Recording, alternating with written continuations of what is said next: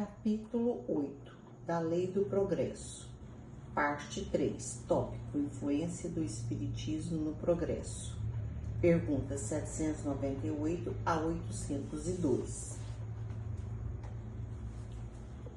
Pergunta 798. O Espiritismo se tornará crença comum ou ficará sendo partilhado como crença apenas de algumas pessoas?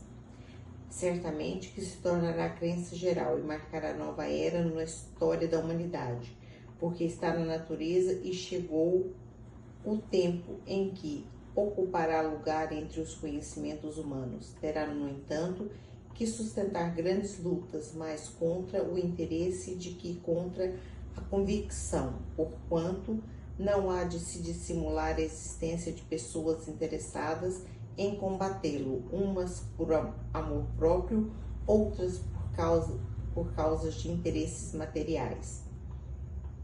Porém, como virão a ficar insulados, serão contraditores que se sentirão forçados a pensar como os demais, sob pena de se tornarem ridículos. As ideias só com o tempo se transformam, nunca de súbito. De geração em geração, elas se enfraquecem e acabam por desaparecer, paulatinamente, com os que professam, os quais vêm a ser substituídos por outros indivíduos imbuídos de novos princípios, como sucede com ideias políticas. Vede o paganismo.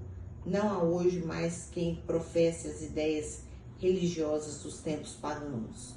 Todavia, muitos séculos após o advento do cristianismo, delas ainda restavam vestígios que somente a completa renovação das raças conseguiu apagar. Assim será com o espiritismo.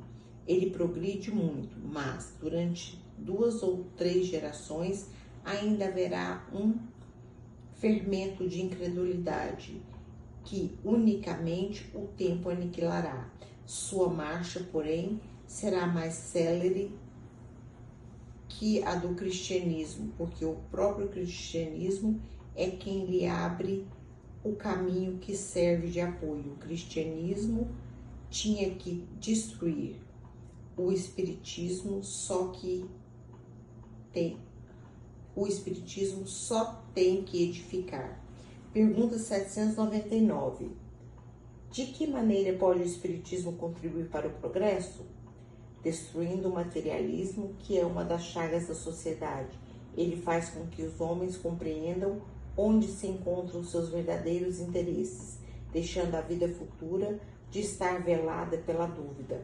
O homem perceberá melhor que, por meio do presente, lhe é dado preparar o futuro, abolindo os prejuízos de seitas, castas e cores. Ensina aos homens a grande solidariedade que os há de unir como irmãos. Pergunta 800. Não será de temer que o espiritismo não consiga triunfar da negligência dos homens e do seu apego às coisas materiais?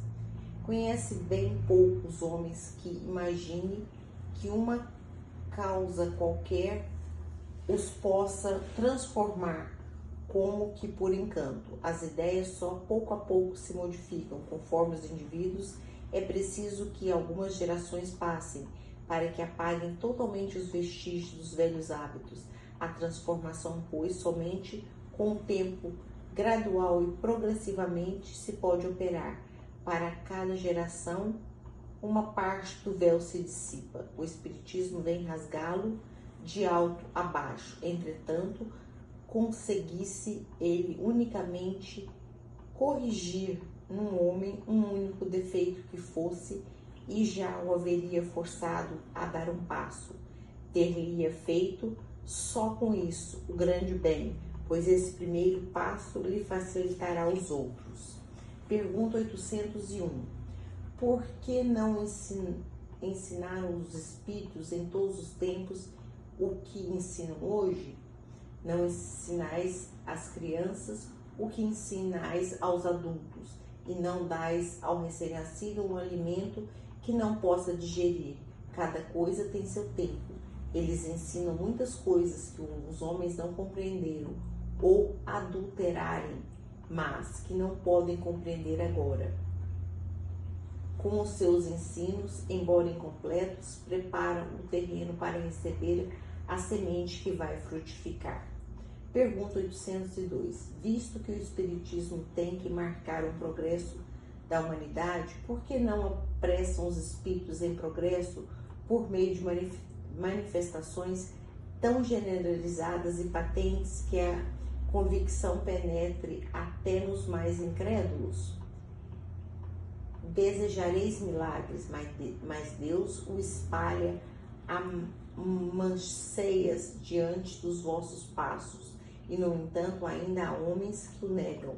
Conseguiu porventura o próprio Cristo convencer os seus contemporâneos mediante aos prodígios que operou?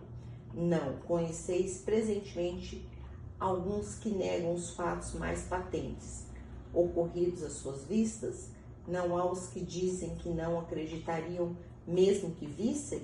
Não, não é por meio de prodígios que Deus quer encaminhar os homens. Em sua bondade, lhes deixa a mérito de que se convencerão pela razão. Capítulo 9 da Lei da Igualdade. Parte 3, tópico, desigualdade das riquezas, pergunta 808 a 813. Pergunta 808. A desigualdade das riquezas não se originará das faculdades, em virtude do qual uns dispõem de mais meios de adquirir bens do que outros? Sim e não. Da velhacaria e do roubo que dizes? Letra A. Mas a riqueza herdada, essa não é fruto de paixões más. Que sabes a este respeito? Busca a fonte de tal riqueza e verás que nem sempre é pura. Sabes, porventura, se não se originou de uma espoliação ou de uma injustiça? Mesmo, porém, se falar da origem, que pode ser má, acreditas que a cobiça da riqueza, ainda quanto bem adquirida, os desejos secretos de possuí-la o mais depressa possível, sejam sentimentos louváveis. Isso é que Deus julga, e eu te asseguro que seu juízo é mais severo que os dos homens. Pergunta 808. Pergunta 809. Aos que mais tarde herdam uma riqueza inicialmente má adquirida, alguma responsabilidade cabe por este fato? É fora de dúvida que não são responsáveis pelo mal que outros hajam feito, sobretudo se o ignoram, como é possível que aconteça. Mas fica sabendo que muitas vezes a riqueza só vem ter as mãos de um homem para lhes proporcionar ensejo de reparar uma injustiça. Feliz dele, se assim o compreenda, se o fizer em nome daquele que cometeu a injustiça. A ambos será uma reparação levada em conta, porquanto não raro é este último quem a provoca. Pergunta 810. Sem quebra da legalidade, quem quer que seja pode dispor dos seus bens de modo mais ou menos equitativo? Aquele que assim proceder será responsável depois da morte pelas disposições que haja tomado? Toda ação produz seus frutos. Doces são as boas ações, amargos sempre os da outra. Sempre entendei o bem. Pergunta 811. Será possível e já teria existido a igualdade absoluta das riquezas? Não, nem é possível. Assim se opõe a diversidade das faculdades e dos caracteres. Letra A. Há, no entanto, homens que julgam ser o remédio aos males da sociedade. Que pensais a respeito? São sistemáticos esses tais, ou ambiciosos, cheios de inveja. Não compreendem que a igualdade com o que sonha seria a curto prazo desfeita pelas forças das coisas. Combatei o egoísmo, que é a vossa chaga social, e não concorreis através de quimeras. Pergunta 812. Por não ser possível a igualdade das riquezas, o mesmo se dará com o bem-estar? Não, o bem-estar é relativo e todos poderiam dele gozar, se entendessem convenientemente, porque o verdadeiro bem-estar consiste em cada um pregar o seu tempo como lhe apraza e não na execução de trabalhos pelos quais nenhum gosto sente. Como cada um tem aptidões diferentes, nenhum trabalho inútil ficaria por fazer. Em tudo existe o equilíbrio, o homem é que o perturba. Letra A. Seria possível que todos se entendam? Os homens se entenderão quando praticarem a lei da justiça. Pergunta 813. Há pessoas que, por culpa sua, caem na miséria? Nenhuma responsabilidade caberá disso à sociedade? Certamente, já dissemos que a sociedade é muitas vezes a principal culpada de semelhantes coisas. Ademais, não tem ela que velar pela educação moral dos seus membros? Quase sempre é a má educação que lhes falseia o critério, em vez de sufocar-lhe as tendências perniciosas. 685.